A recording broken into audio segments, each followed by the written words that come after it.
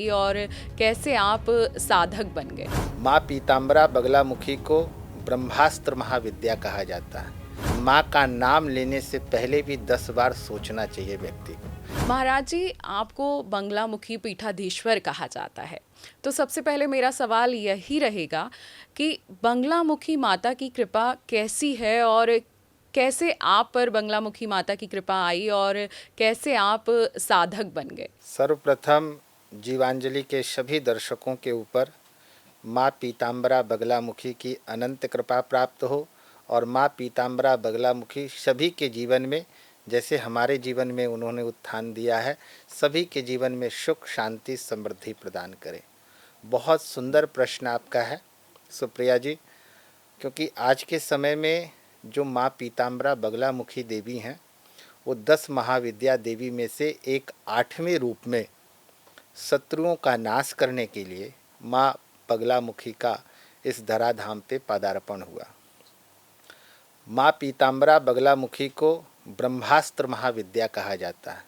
जब सारे शस्त्र काम करना बंद कर देते हैं तब ब्रह्मास्त्र का हम लोग उपयोग करते हैं।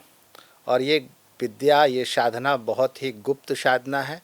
माँ का नाम लेने से पहले भी 10 बार सोचना चाहिए व्यक्ति को, क्योंकि बाकी जितनी भी साधना है, तपस्या है, पूजा है, अनुष्ठान है, वह कोई भी बिना संकोच के कर सकते हैं। लेकिन माँ पीताम्बरा बगलामुखी का अनुष्ठान, उनकी साधना, उनका पूजन बहुत ही सोच समझ के किया जाता है, क्योंकि इसका दुष्प्रभाव भी हमारे ऊपर तुरंत पड़ता है। यह कोई साधारण महाविद्या नहीं है। इसकी उपासना स्वयं सर्वप्रथम ब्रह्मा जी ने किया। उसके बाद उन्होंने अपने पुत्रों को, सनकादि ऋषियों को दिया। उसके बाद भगवान नारायण ने इसकी उपासना किया। जब सतयुग में एक बार ऐसा तूफान आया कि पूरी धरती त्राही त्राही करने लगा, तो भगवान नारायण ने उस समय माँ पीताम्बरा बगलामुखी की उपासना किया।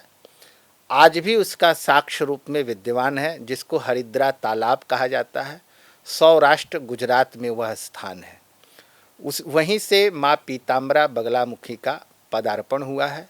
और उस समय माँ का आराधना भगवान नारायण ने किया कि इस तूफान को अगर कोई रोक सकता है, कोई स्तंभन कर सकता है, तो वह माँ पीताम्बरा बगलामुखी।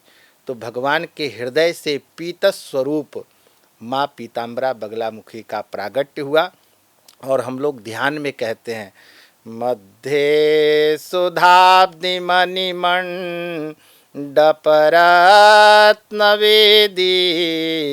सिंहासनोपरि गतां परिपीतवर्णां पीताम्बराढ्यां द्विभुजां नमामि।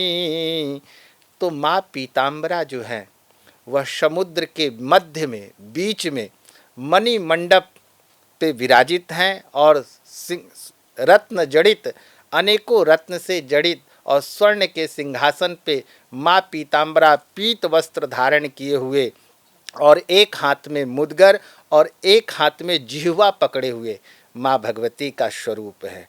तो आप देखेंगे, देखा जाए तो माँ उसकी जिह्वा भी काट सकती थी, लेकिन उन्होंने जिह्वा को पकड़ रखा है। यानी शत्रुओं का दमन करने वाली, शत्रुओं का नाश करने वाली, और जिह्वा को पकड़ने का तात्पर्य है कि वाक देवी कहा गया है। वाद विवाद में विजयी को देने वाली, शत्रुओं का नाश करने वाली माँ पीताम्बरा बगलामुखी को कहा गया है। इनका जितनी भी चीज़ें हैं वह सब पीला है। इनके वस्त्र पीले हैं, इनके माला पीले होते हैं, इनको जो भोग लगाया जाता है वह भी पीला होता है। जहाँ पे माँ को विराजित किया जाता है वह भी पीला स्थान होता है। और माँ की उपासना और साधना अपने अंदर के जो 5 शत्रु हैं उसका दमन करने के लिए, उसका नाश करने के लिए माँ भगवती की साधना की जाती है। वह 5 शत्रु कौन है? काम, क्रोध, मद, लोभ, अहंकार। ये चीज़ों का दमन करने के लिए माँ की उपासना साधक लोग करते हैं। लेकिन आज के समय में कुछ ऐसे जो माँ का उपासना और साधना को नहीं जानते हैं, उनसे अनभिज्ञ हैं, वो भी जो है माँ की उपासना और साधना अपनी उदर की पूर्ति के लिए, अपने जीविकोपार्जन चलाने के लिए माँ का नाम लेकर के कि मैं इनका साधक हूँ, मारन, मोहन, उच्चाटन, वशीकरण, कोई भी चीज़ें करने के लिए तैयार हो जाते हैं। ऐसे लोगों से बचना चाहिए।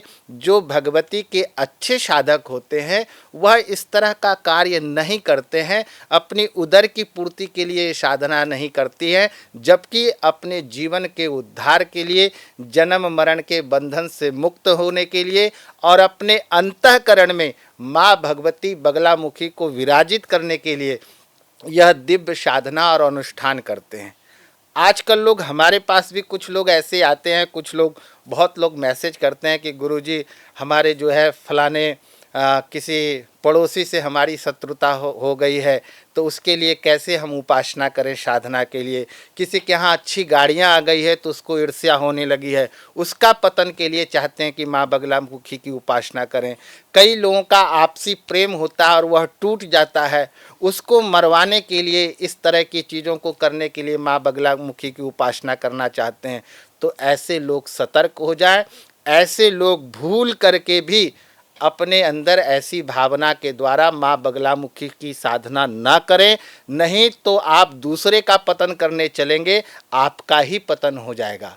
और ये आज से नहीं, जब आपने देखा होगा माँ पीताम्बरा बगलामुखी को उपासना भगवान कृष्ण ने किया, भगवान कृष्ण ने अर्जुन को बताया, जो अर्जुन के पास ब्रह्मास्त्र विद्या थी।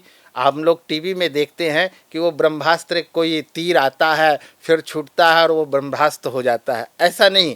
ये ब्रह्मास्त्र, ये मंत्र ही है। ये बहुत ही गुप्त साधना है, इसको आप जितना गुप्त रखेंगे। इसीलिए हमारे यहाँ देखो 4 नवरात्र आते हैं, आश्विन नवरात्र और चैत की नवरात्र तो सब लोग जानते हैं। उसमें 9 देवियों की पूजा होती है।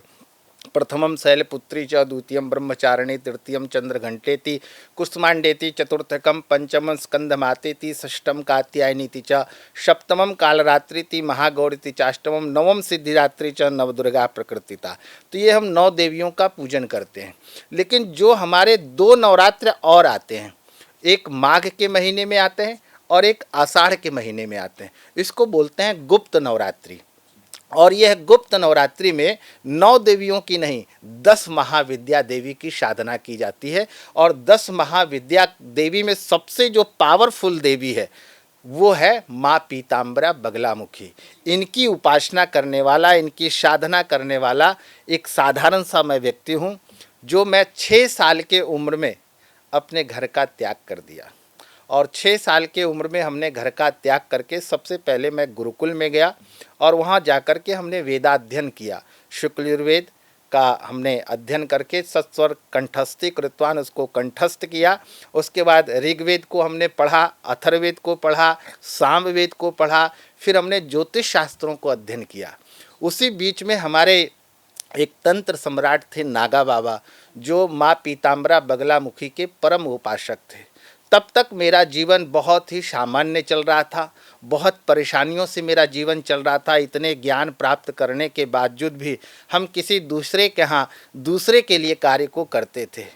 तो माँ भगवती की उस समय कृपा हुई और ऐसी कृपा हुई, उनके चरणों में मैं गया और उनके चरणों में जा कर के माँ बगलामुखी का दीक्षा लिया, उनके चरणों की सेवा की और उन्होंने जो साधना और उपासना बताए उसके द्वारा माँ भगवती की हमने साधना किया और उपासना किया। और माँ भगवती की ऐसी कृपा हुई कि आज मुझे बगलामुखी पीठ के पीठाधीश्वर के रूप में लोग जानते हैं। तो ये माँ भगवती की महती कृपा है। यानी रंक को भी अगर राजा कोई बनाती है तो माँ पीताम्बरा बगलामुखी है। शत्रुओं पर विजय को प्राप्त कराने वाली कोई है तो माँ पीताम्बरा बगलामुखी है। राजनीतिक में उच्च शिखरों पर अगर बिठाने वाली कोई है तो माँ पीताम्बरा बगलामुखी है। जिसकी वाक्पटुता एकदम बेकार हो, उसकी वाणी कभी खुलती नहीं हो, बहुत सकुचाता हो, आप जिस कार्य को कर रहे हैं इसमें वाणी का ही सबसे बड़ा ही है। आपका सबसे बड़ा धन है आपकी वाणी। आपकी वाणी में जितनी तीव्रता आएगी, आपकी वाणी में जितनी ओजस्वी होगी, उतना ही लोग आपसे प्रभावित होंगे। तो जो माँ पीताम्बरा बगलामुखी के खास करके आप लोगों को, पत्रकार लोगों को भी अगर उपासना और साधना करनी चाहिए तो माँ पीताम्बरा बगलामुखी का। उससे आपकी वाणी में पावर आएगी और आपकी वाणी को जो भी सुनेंगे वह मंत्र मुग्ध हो जाएंगे। तो माँ भगवती की साधना अच्छे गुरु के सानिध्य में बैठ करके और उनके चरणों में बैठ करके वो जैसे जैसे बताएं वैसे वैसे कार्य को करना चाहिए। क्योंकि सिर्फ माँ बगलामुखी की ही उपासना नहीं है, इसमें हमें सबसे पहले भैरव की उपासना करनी पड़ती है, फिर हमें गणेश की उपासना करनी पड़ती है। तो जो हमारे यहाँ 8 प्रकार के भैरव बताए गए हैं, रुरुर भैरव, चंड भैरव, भीषण भैरव, कपाल भैरव, संहार भैरव, आनंद भैरव, आकाश भैरव, तो सबके भैरव अलग अलग हैं। तो माँ पीताम्बरा बगलामुखी की उपासना करने से पहले हमें आनंद भैरव को जागृत करना पड़ता है। उसके बाद हमें हरिद्रा गणपति का पूजन करना पड़ता है, जो हल्दी युक्त से भगवान गणपति होते हैं उनका हम सब पहले आराधना करते। जो क्योंकि जो भी विघ्न व्याधि बाधाएं हैं उसको दोष की निवृत्ति के लिए जब हम अनुष्ठान करें, जब हम साधना करें तो बहुत सारी आसुरी प्रवृत्तियां हमारे पास इर्द गिर्द घूमती है। तो उसकी रक्षा करने के लिए भैरव की पहले उपासना करें, फिर हरिद्रा गणपति की उपासना करें, तब जाकर के माँ बगलामुखी की उपासना की जाती है। और माँ बगलामुखी की उपासना सर्व मंगलकारी होना चाहिए, जिसमें सबका हित हो, जो सबका कल्याण हो, परोपकार की भावना होनी चाहिए। जैसे हमारे पूर्व में जगत गुरु शंकराचार्य स्वामी कृपात्री जी महाराज ने किया था। आप जब दतिया जाएंगे तो वहाँ पे जो महाराज श्री ने जो माँ पीताम्बरा का स्थापना किया था, उस समय चाइना और भारत का युद्ध हो रहा था। उसके लिए, उसकी निवृत्ति के लिए और युद्ध में भारत की विजय की प्राप्ति के लिए